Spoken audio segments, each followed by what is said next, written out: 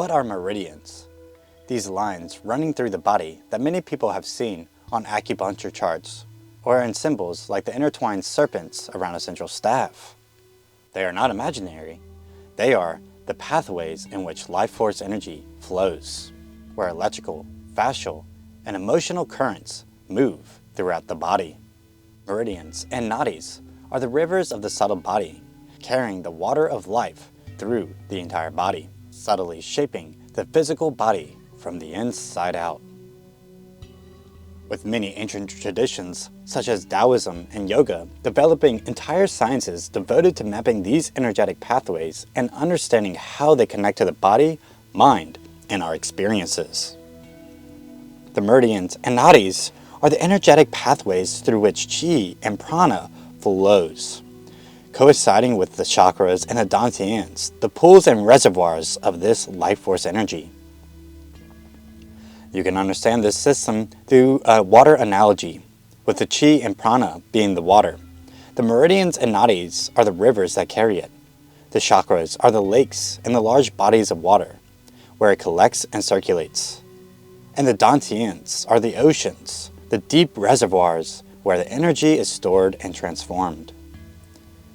In the yogic science, there's 72,000 nadis, and in Taoist, up to 72 energetic pathways. Each science focuses on the primary influencers of the subtle body, with the yoga mainly talking about the 3 central nadis of Sushumna, Ida, and Pingala, and the Taoists talking about the 12 primary meridians and the extraordinary vessels. The 12 primary meridians is the main channels of energy that run through the body, connecting organs, limbs, emotions, and other systems, showing the interconnectedness of the body with key qi points, which are used in acupuncture and acupressure to help the flow of life force energy through the body, as this science is a very useful tool to help holistically heal the body, with each meridian having its own pathway, its own organ connection, its own emotional influence, and even its own elemental quality. So understanding and using the science of each meridian allows you to learn how energy moves through your body and how it shapes your health, mood, and vitality.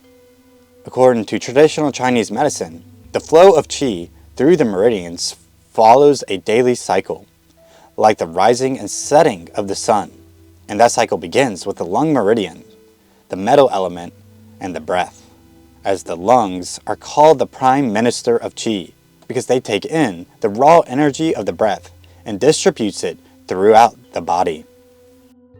The lung meridian runs from the chest through the shoulders down the inside of the arm and ends at the thumb. So taking a deep breath and feeling your chest open, shoulders relax, or a calm wave down your arm, that was the qi flowing through the lung meridian. Associated with the emotions of letting go, as when the energy line is blocked, we may hold onto old emotions, feel heavy in the chest, or struggle to let go, with qi blocks in this meridian also appearing in the physical with skin and immune system issues, as this is also connected to the wei qi, the defensive energy of the body, also referred to as the aura.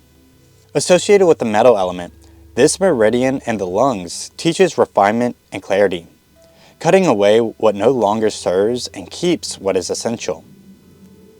Starting deep in the body at the middle yao, and at the central treasury, zongfu, at LU1, the first external point, and where the meridians become accessible on the surface. Ending at the lesser shang at LU11, the radial corner of the thumbnail, the last point of the lung meridian. Doing the qigong movements called opening the lungs can help aid the meridian.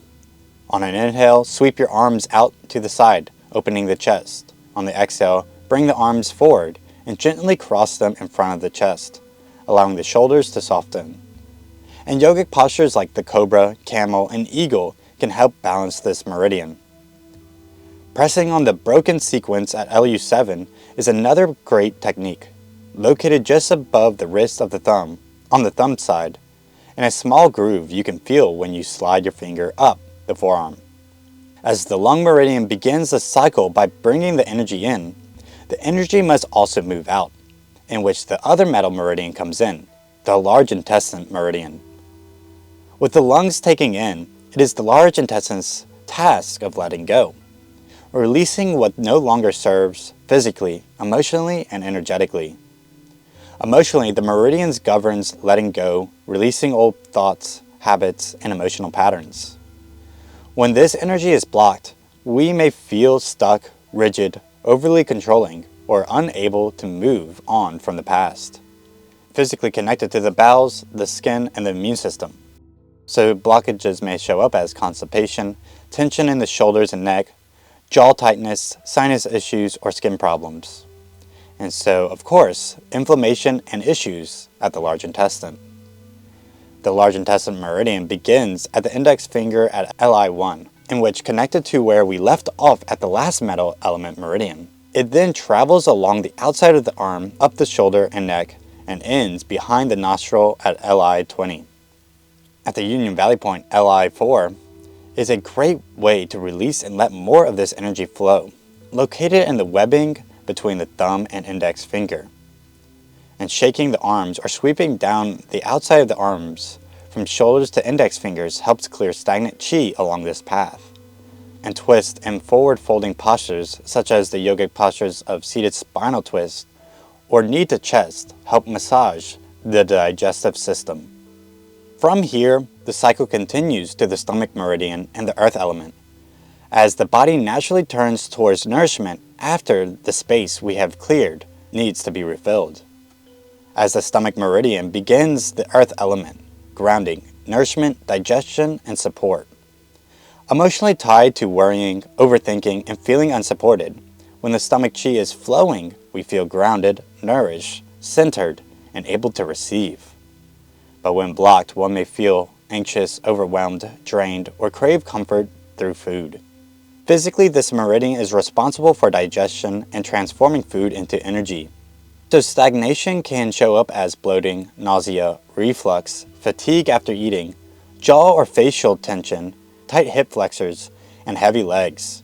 Starting under the eye at ST1, traveling down the front of the body and leg, and end at the second toe at ST45, where it connects to the spleen meridian to continue the earth cycle. One of the most powerful points on this entire body is the leg 3 miles at ST36, located just below the knee on the outer side of the skin. Pressing and massaging this point can help boost the flow of energy through this meridian.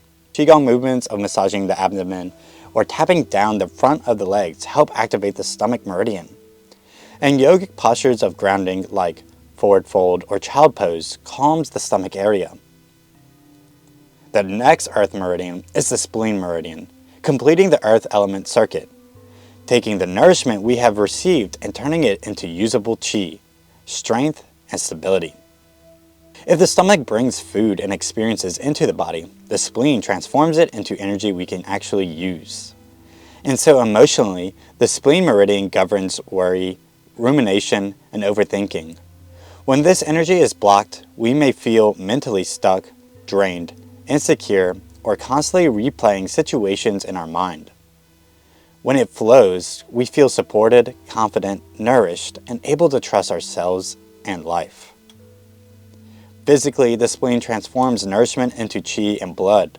It's the foundation of energy production in Chinese medicine. So the imbalance shows up as fatigue, weak muscles, bloating, loose stools, bruising easily, varicose veins, and feeling heavy. Starting at the big toe at SP1 and traveling up the inner leg and abdomen, and ending up at SP21 near the ribs, where it connects into the heart meridian to begin the fire element. With the 3 yin crossing, SP6, being the best acupressure point for clearing energy, located 3 fingers width above the inner ankle bone.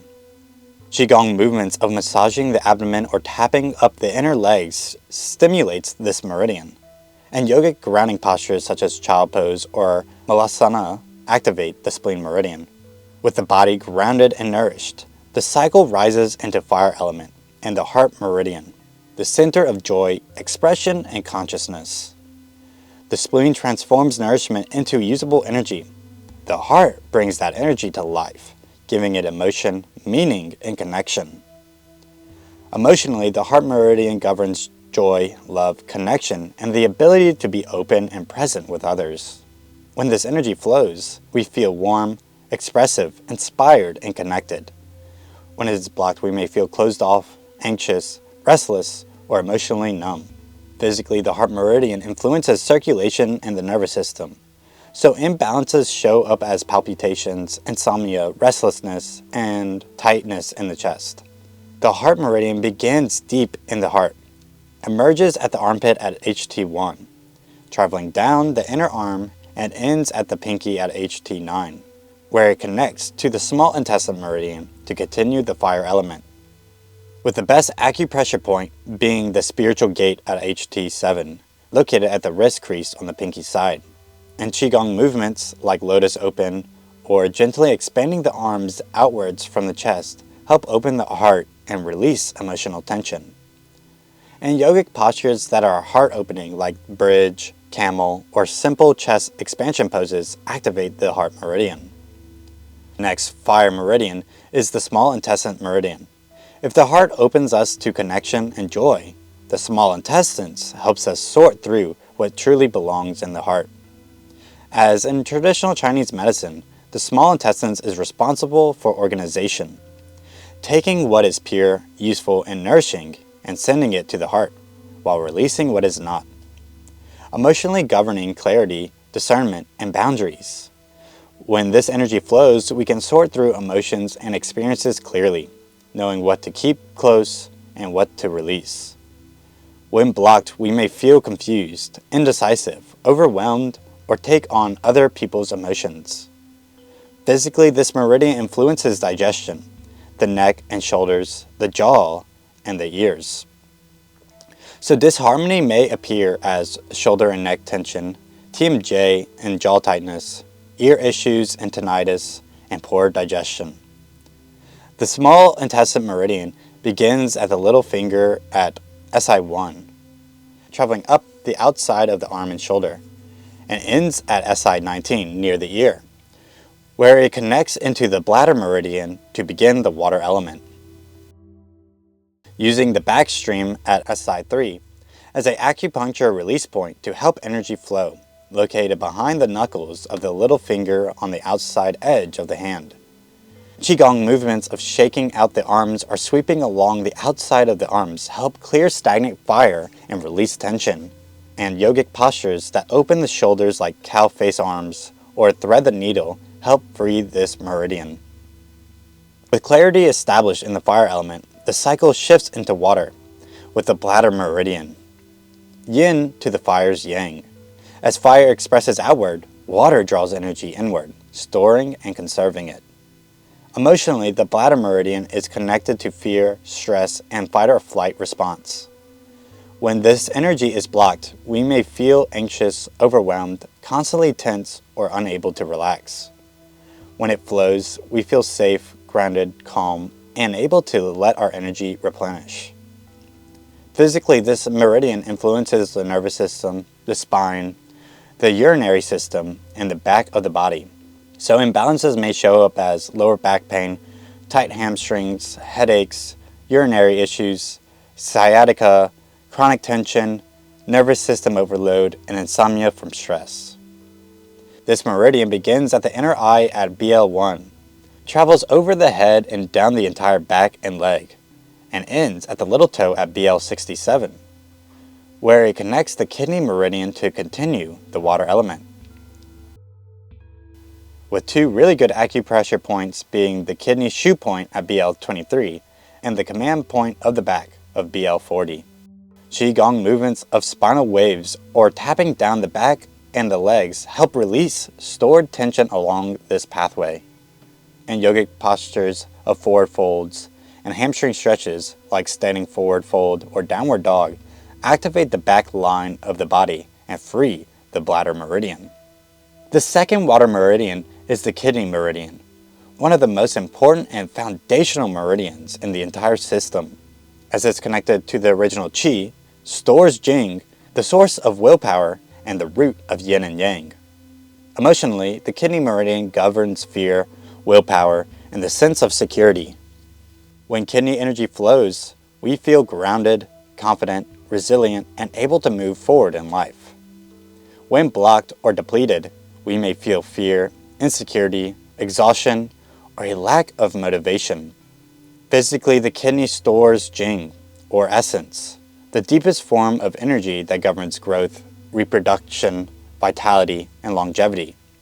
So imbalances may show up as chronic fatigue, low back weakness, knee pain, infertility or libido issues, hearing issues, cold hand and feet, and adrenal burnout.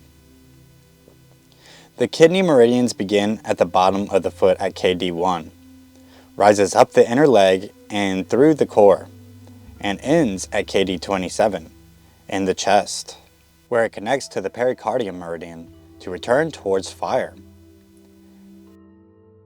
This has two influential meridian points, that being Gushing Spring at KD1, located at the bottom of the foot, and the Great Stream at KD3, located inside of the ankle between the Achilles tendon and bone. Qigong exercise of tapping the soles of the feet or sinking into the legs build kidney energy and strengthens the water element. With yoga grounding postures like child's pose, squat, or simply placing awareness in the feet helps activate this meridian. With the deep reserves of the kidney established, the energy rises again into fire, but this time through a different expression, the pericardium meridian. As if the heart is the sovereign, the pericardium is the protector, the minister of fire that shields the heart and regulates emotional connection. Emotionally, the pericardium governs boundaries in relationships, how open we are, how close we allow people, and how we protect ourselves.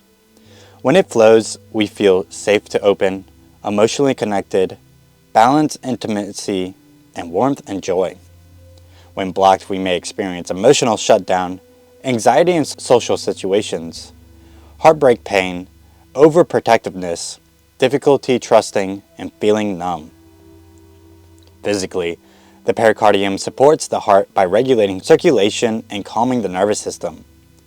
So disharmony may show up as chest tightness, palpitations, anxiety, insomnia from emotional stress, arm or wrist tension, and carpal tunnel symptoms.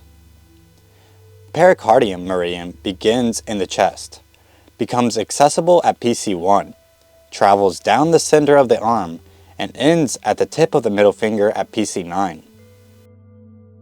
With a great release acupressure point being the inner gate at PC6, located 3 fingers width below the wrist crease, between the tendons.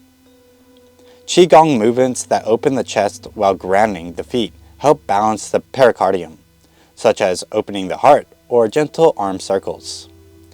And yogic postures that are heart opening like cobra or supportive fish pose gently activate this meridian without overwhelming the heart. The next meridian is not like any of the others, as the triple burner is not tied to a single organ, but instead it connects and coordinates all of them, as this represents the energetic system that regulates how qi moves through the entire body.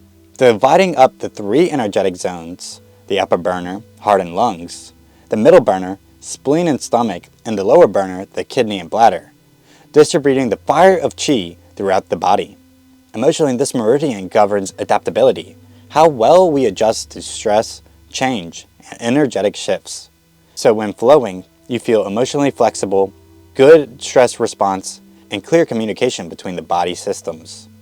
But when blocked, one may feel overwhelmed, heat rising to the head, anxiety, burnout, hormonal imbalances, mood swings, and feeling disconnected internally.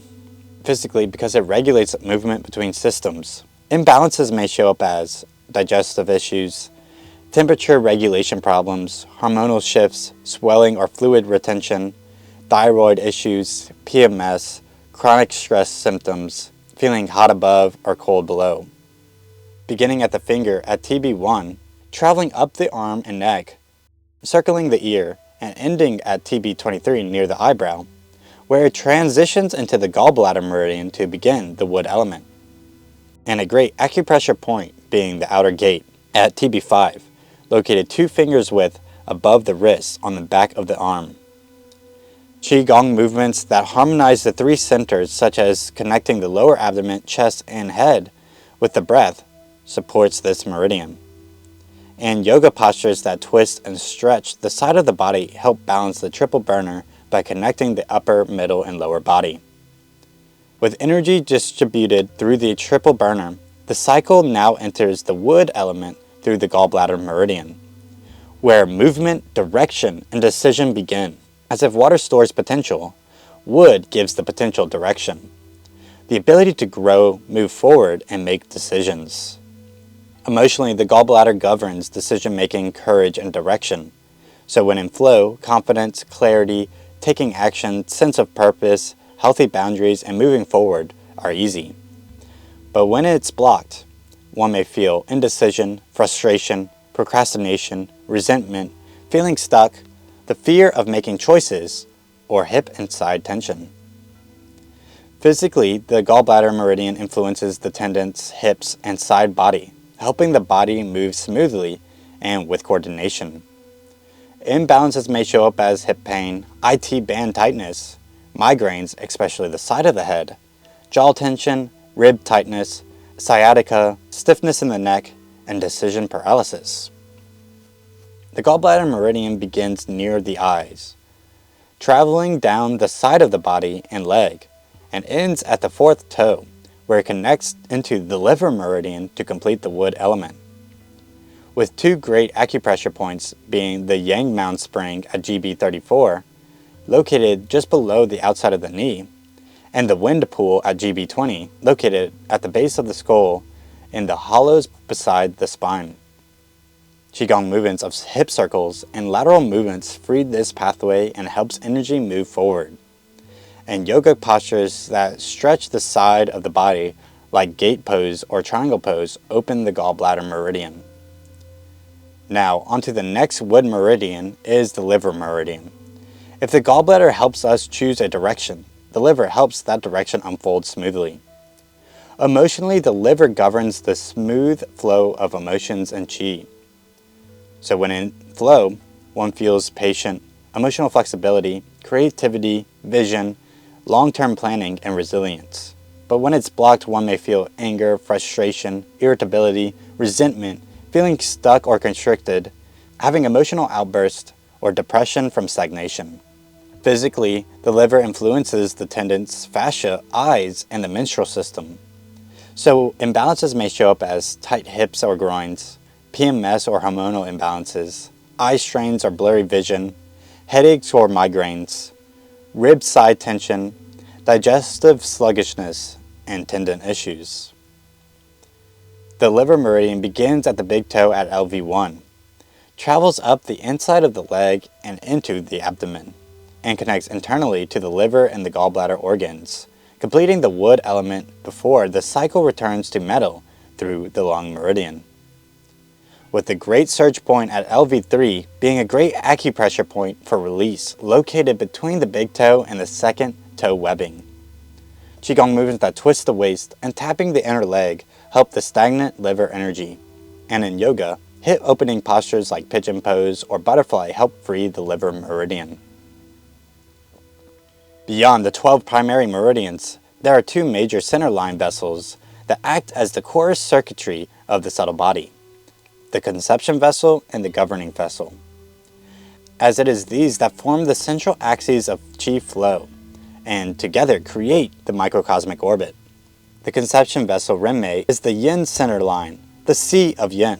This meridian runs up the front of the body along the midline, from the perineum up to the lower lip, nourishing, building, and regulating yin energy. With the gate of origin, CV4, and the center of the chest, CV17, being great acupressure points for this. While the governing vessel, Dumai, is the yang center line, the sea of yang, running up the spine, over the head, and down the upper lip. With the gate of life at DU4, and the top of the head, DU20, being great acupressure points for activating this yang energy. And together they form the microcosmic orbit, the core energetic loop of the body, and the foundation of inner alchemy. In yoga, this corresponds with the Sushumna Nadi and the awakening of the Kundalini. And so when the tongue lays naturally at the roof of the mouth and you squeeze the perineum, you activate the microcosmic orbit. Now you can think of the Ren and Du vessels as the vertical z-axes of the energy body, running front and back along the center line. While along the x-axis layer, you can get the yogic system that describes the two side channels of Ida and Pingala, which spiral around the center line, the central axis, like a double helix, representing the horizontal axes of the energy body, weaving left and right across the chakras. As we can see the meridians in Taoism as the outer pathways of the energy body, the rivers that distribute qi through the whole system and through the organs, as well as the meridians having a close connection to the physical fascial lines, while the deeper energy rivers of the nadis act more as the branches of the nervous system, the energy circuits that connect all the energy centers together, where the chakras mirror the neural plexus and the dantians, the cerebral spinal fluid pressure centers. Along with the conception vessels and governing vessel, there are 6 more vessels that are associated as the extraordinary vessels, as these are the deeper meridians. If the 12 primary meridians are like the roads, the extraordinary vessels are the highways and underground systems that connect everything at a deeper level.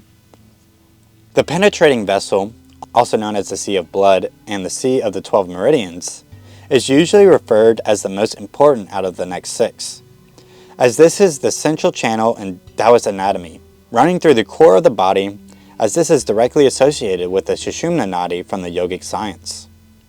So the main function is to bring the transformational energy up the body, transforming one to become more aligned, find deeper purpose, and having a strong core identity.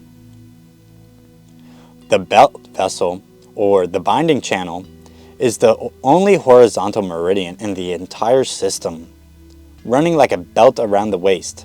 Its role is to hold structure together, organizing the vertical channels and storing unresolved emotions in the hip, with the foot overlooking tears at GB41 being a good acupressure release point. The yin heel vessel is the inner leg and inner body activation, as this is the single inner line starting from the inner ankle at Shining Sea at KD6, going up the inner leg, pelvic floor, lower abdomen, chest, throat, and ending at the inner corner of the eye. The yang heel vessel is the outer leg, the outer body activation, as this starts at the outer ankle at extending vessel BL62, traveling up the outer leg along the IT band, moving through the hip and the side body, ascending along the shoulders and neck, and ends at the outer corner of the eye. Then there is the yin linking vessel, the inner emotional integration, starting near the inner lower leg at KD9, traveling from inside the lower leg, up the medial thigh, into the lower abdomen, up the front of the torso, through the chest and heart region, into the throat, and ends near the inner surface of the arm and pericardium region.